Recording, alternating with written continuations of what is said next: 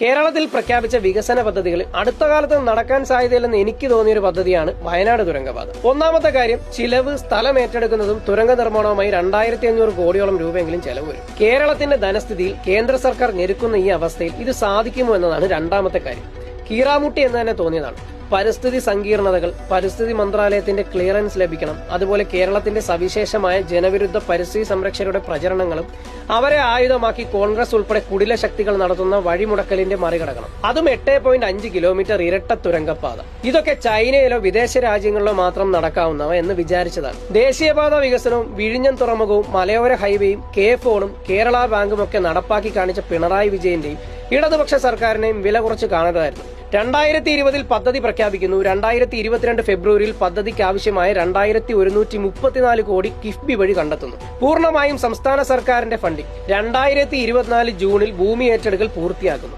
2025 ഓഗസ്റ്റിൽ കേന്ദ്ര പരിസ്ഥിതി മന്ത്രാലയത്തിന്റെ ക്ലിയറൻസും വാങ്ങി ഇതാ നിർമ്മാണ പ്രവർത്തനങ്ങൾ തുടങ്ങുന്നു.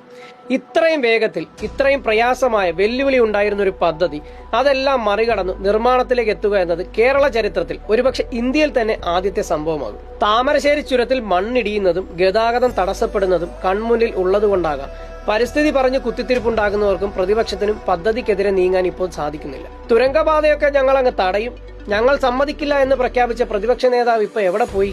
എന്തായാലും ഈ പിണറായി സർക്കാരുകൾ ഒരു ചരിത്ര സംഭവം തന്നെയാണ്. കേരളത്തെ ഇത്രയേറെ മാറ്റിമറിച്ച, വികസന കുതിപ്പുണ്ടാക്കിയ, എല്ലാ പ്രതിബന്ധങ്ങളും മറികടന്നു പദ്ധതികൾ പൂർത്തിയാക്കിയ, കാര്യക്ഷമവും സമയബന്ധിതവുമായി വികസന പദ്ധതികൾ നടപ്പാക്കിയ മറ്റൊരു കാലം കേരളത്തിൽ ഉണ്ടായിട്ടില്ല. ഇന്ത്യയിൽ മറ്റേതെങ്കിലും സംസ്ഥാനത്തും ഇങ്ങനെ ഒരു സംഭവം ഉണ്ടായിട്ടില്ല. ആരൊക്കെ എന്തൊക്കെ തടസ്സങ്ങൾ ഉണ്ടാക്കാൻ നോക്കിയാലും നാടിന്റെ മുന്നോട്ട് പോക്കിന് ആവശ്യമായ വികസന പദ്ധതികൾ നടപ്പാക്കിയിരിക്കും.